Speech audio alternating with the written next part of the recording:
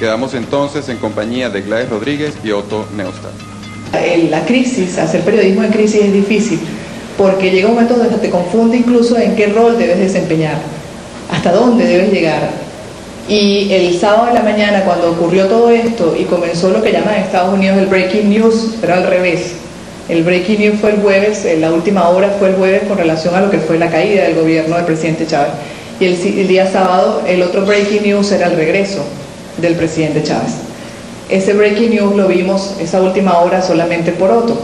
Y yo estaba en mi casa porque en Globovisión me pidieron que me quedara, que solamente iba a trabajar un grupo reducido, obviamente por la coyuntura, por el problema que había, por no arriesgar, prefirieron quedarse con un personal mínimo.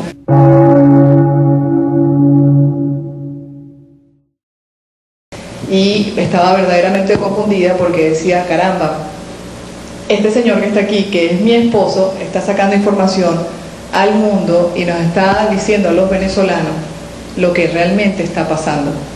Yo voy a dejar las conclusiones para más tarde y las reflexiones también. Prefiero comenzar contándoles una historia, comenzar contándoles cuál fue la historia que nosotros vivimos durante esos días. Y cuando hablo nosotros, no fue la historia que vivimos Gladys y yo, porque más bien vivimos dos historias totalmente diferentes. El día 8 dije, no, sabes que yo me tengo que regresar a Caracas porque las cosas no están muy bien. Y yo decía que no estaba muy bien porque había conversado con diferentes amigos en diferentes sectores y me habían dicho que algo se estaba preparando. El día 9 regresé, el día 10 en la noche me llaman por teléfono y me dicen,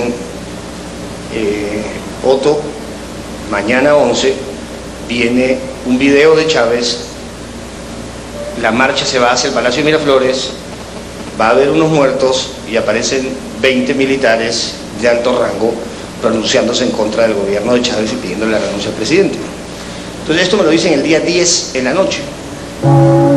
El día 11 en la mañana me dicen, ya no sabemos si son 20 los militares que se van a levantar, pero sí sigue siendo un grupo significativo de altos oficiales, o por lo menos representativo, que le va a pedir la renuncia a Chávez y todo sigue como estaba programado. O sea, viene un video, vienen unos muertos y salen los militares hablando.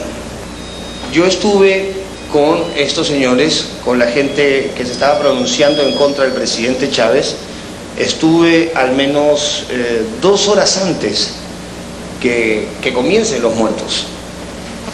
Entonces yo he escuchado también por ahí que dicen, no, al ver los muertos nosotros salimos y nos reunimos. Oye, yo estuve con ellos 2 horas antes. Pero les voy a contar las cosas como fueron ocurriendo en ese momento.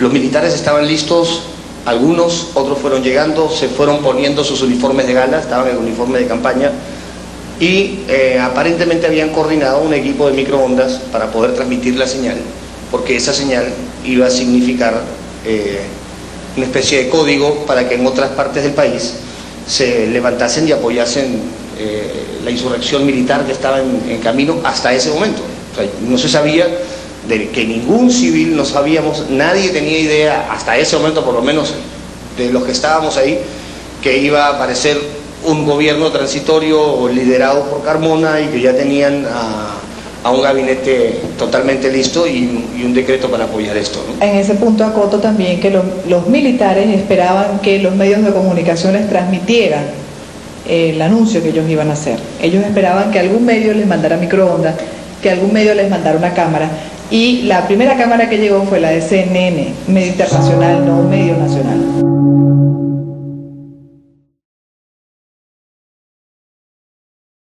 Y todavía no había llegado la microondas. Yo les digo a ellos, ¿por qué no hacen un ensayo?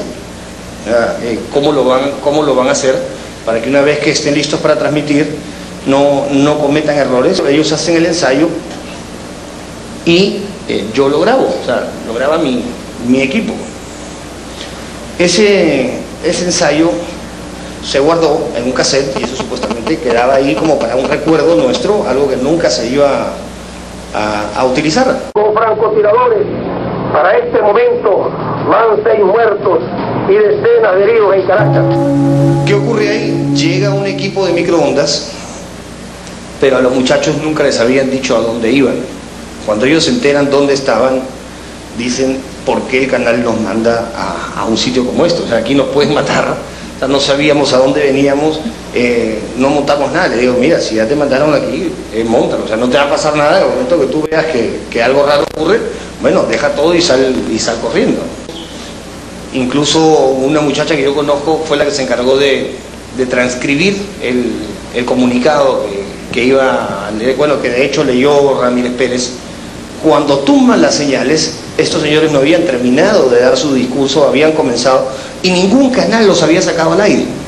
Entonces no habían terminado de transmitir los militares, nunca nadie había visto esa señal, y uno de ellos me dice, ¿tú me garantizas que esto va a salir al aire? Y le dije, si no lo fuese a sacar al aire, yo no estaría aquí. Entonces agarré esa copia de ese ensayo que teníamos y salí en moto, dejé al asistente con el equipo ahí adentro, salí en moto con mi camarógrafo y vamos a ver desde dónde transmitimos eso hacia Estados Unidos. Pero antes de eso le di una copia a la gente de Reuters y mandé otra copia a los diferentes canales de televisión para que ellos también tuviesen el material y lo transmitiesen. El día sábado, cuando yo digo que se nos tornó difícil para él y para mí, y que yo pasé de lo sublime a lo ridículo, fue porque en la mañana yo comienzo a ver que a él lo llaman, y por todos lados las llamadas de los representantes del gobierno. Y él me decía, ¿sabes qué? Yo no puedo ignorar a un vicepresidente, no puedo ignorar a la primera dama, porque hay algo que es muy cierto acá. Ayer se montó un gobierno de facto, o por lo menos así se veía, de extrema derecha, así se sentía, y hoy están tratando de recobrar el poder quienes legítimamente lo obtuvieron. Claro, yo digo que pasé de lo sublime a lo ridículo porque de verdad que yo ahí lloraba porque no entendía qué pasaba y decía, Dios mío, ¿hacia dónde vamos? O sea, durante 4 días los medios de comunicación, las televisoras, que era lo más evidente, porque los medios impresos salieron mejor parados porque eran medios impresos, pero durante muchísimo tiempo los medios impresos hicieron lo mismo que las televisoras privadas o más, incluso antes que las televisoras privadas, que alguna de las televisoras privadas. Durante 3 días los medios de comunicación hicieron lo mismo, sacar a los manifestantes, a la oposición que quería que el presidente de la República saliera, y durante 3 días a la gente le pareció estupendo que las televisoras privadas dividieran la pantalla, incluso se arriesgaran con el presidente de la República. Las televisoras estaban arriesgando más que el ciudadano común, estaban arriesgando incluso las concesiones. Al tirarse ese riesgo de dividir la pantalla con el presidente de la República, sabían que por ley eso no estaba permitido, se estaban jugando la última carta. Me llamó la mamá de una amiga y me dijo, ¿es idea mía o tus ojos evidencian vergüenza, como sentimiento de culpa? Y le dije sí, porque ¿sabes qué? Para mí Globovisión es mi canal. Alberto Rabel es más que mi jefe. Después de involucrarse tanto como medios de comunicación, vino la gran interrogante de cómo te sales de esto. Y por eso es que yo decía de pasar de lo sublime a lo ridículo, yo lloraba y decía, ¿ahora dónde voy a trabajar? Explíquenme, porque están regresando. Y durante 3 o 4 días hemos abiertamente, pues, fijado posición.